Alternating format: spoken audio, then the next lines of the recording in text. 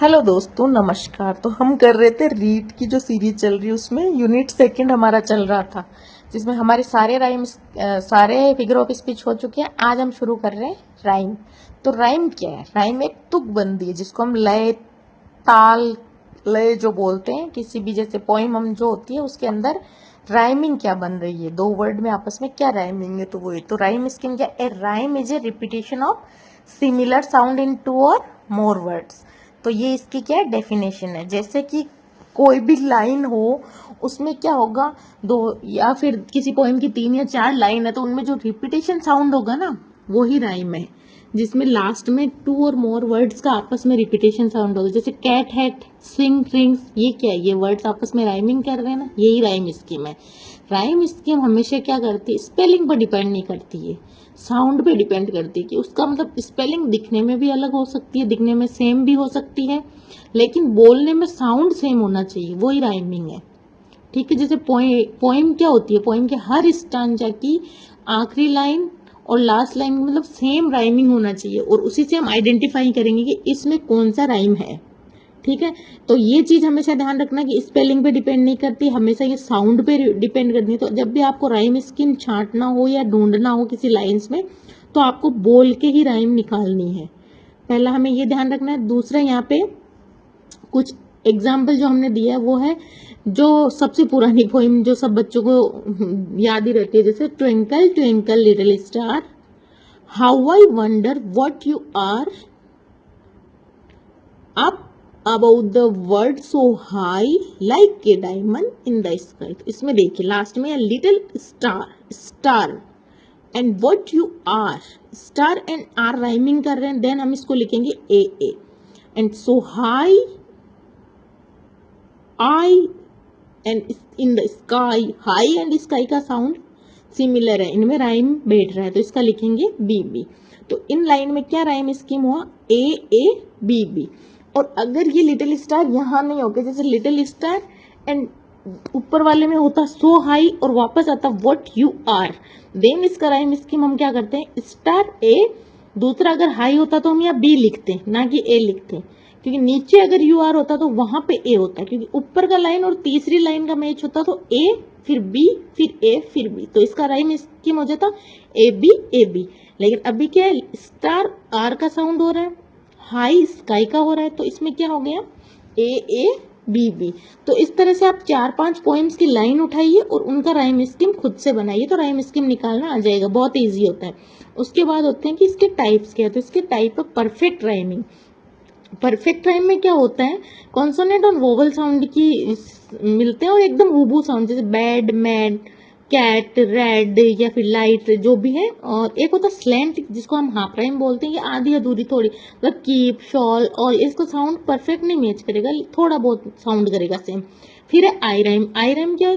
दिखने में जैसे देखेंगे ना तो सेम दिखेगा लिखा हुआ, जिसको हम देखते आई राइम करेगा, वो दिखने में वर्ड सेम, जैसे मूव, लव, कॉट, डॉग, लेकिन इनका साउंड थोड़ा बहुत अलग हो सकता है, लेकिन दिखने में होगा। ये होगी आई राइम। उसके बाद होगा इंटरनल राइम। इंटरनल राइम क्या होगा? कोई भी सेंटेंस या पैराग्राफ या फिर लाइन दी हुई है, उसके एंड एंड मतलब सेंटेंस मिडल में क्या रहता है? जैसे वंस अपॉन ए क्या है? Midnight, dream, dreary, I ponder, weak and, ये वियरी, डियरी एंड वियरी, इसमें दो मैच कर रहा है, तो जो सेंटेंस है उसके मिडल में ये राइम करते हैं, कुछ वर्ड्स तुकबंदी आपस में बनाते हैं, उसी को हम राइम कहते हैं। तो ये थी राइम स्कीम। और हमें राइम स्कीम कैसे निकालना है? आप 1 या 2 पोइम से की लाइंस लीजिए, उनकी राइम स्कीम खुद से निकालिए, आपको इजीली आ जाएगा कि क्या राइम स्कीम है, क्योंकि एग्जामिनर क्या करता है? स्लैंट और आई राइम में कंफ्यूजन देगा। उसके बाद राइम स्कीम का एक गोल्डन रूल आप हमेशा ध्यान रखिएगा, स्पेलिंग पे बिल्कुल मत जाइए, साउंड ही डिपेंड करता है, आपको बोलना है, साउंड मैच हो रहा है तभी राइम होगा, नहीं तो कई बार दिखने में सेम होता है, साउंड अलग होता है। देखिए ब्लू एंड शू नहीं मिल रहा है कुछ भी, लेकिन देखो साउंड सेम है, ब्लू एंड शू, इसमें क्या है? ऊ का साउंड सिमिलर है, देन ये दोनों राइमिंग है।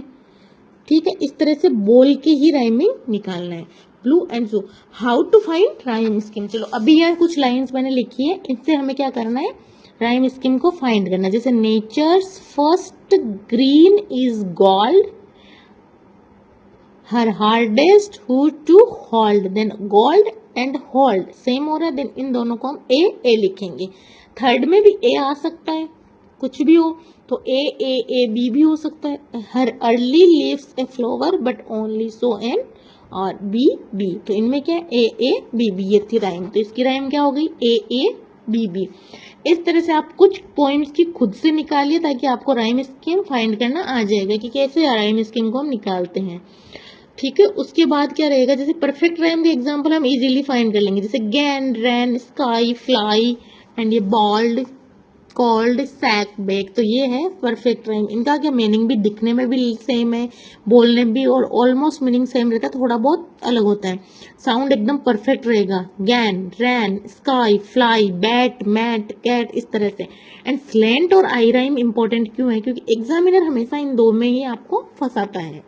ठीक है, जैसे soul, all, sap, sap, keep, तो थोड़ा बहुत इसका साउंड मिलता है, ज्यादा भी नहीं मिलता जितना परफेक्ट का मिल रहा है। Gain, rain, sky, fly. And I rhyme का क्या, मूव, लव, कम, होम, ये दिखने में सेम है लेकिन थोड़ा थोड़ा इनका साउंड भी सेम रहता है, तो इन दोनों में वो ज्यादा कंफ्यूजन आपको क्रिएट कर सकता है। उसके बाद है इंटरनल राइम। इंटरनल वो है, I am the cat who sat on the mat, then cat sat on the mat में क्या हो रहा है, इंटरनल शब्द लाइंस के बीच में जो जो साउंड कर रहे हैं मैच कर रहे हैं, वो the light was bright in the middle of the night, the light bright night, ये क्या है, इसका राइमिंग है। तो इस तरह से हमने पढ़ा राइम स्कीम। अगर आपको अच्छे से समझ में आया, अच्छे से क्लियर हुआ, तो एक बार आप ये नोट्स बना लीजिए। उसके बाद थ्योरी पढ़ने से कुछ भी नहीं होगा। देखिए, आप ज्यादा से ज्यादा एग्जाम्पल निकालिए, जो भी 5 टॉपिक बनाए उनके नोट्स बनाइए, फिर ज्यादा से ज्यादा उनके एग्जाम्पल निकालिए। और मोस्ट इम्पोर्टेंट, आप 5 या 10 सालों के अगर पेपर हैं पिछले जो आए हुए हैं, उनसे देखे किस टाइप के राइम का क्वेश्चन आ रहा है, किस टाइप का एसोनेंस है, किस टाइप का एलिट्रेशन है।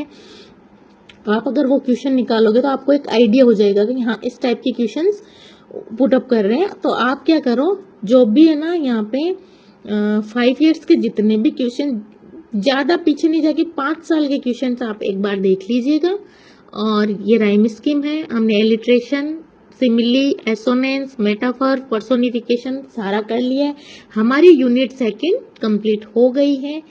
तो आप सिर्फ थ्योरी पे डिपेंड मत रहिए, मैं नोट्स प्रोवाइड करवाऊंगी, बट आप ज़्यादा से ज़्यादा क्या कीजिए, एग्जाम्पल्स निकालिए। लास्ट 5 ईयर के आपको क्वेश्चन देखने ही देखने, हर एक टॉपिक का आप देखोगे 5 ईयर एलिट्रेशन के क्वेश्चन आपको मिल जाएंगे, या फिर हो सकेगा तो मैं आपको प्रोवाइड करवाने की कोशिश करूंगी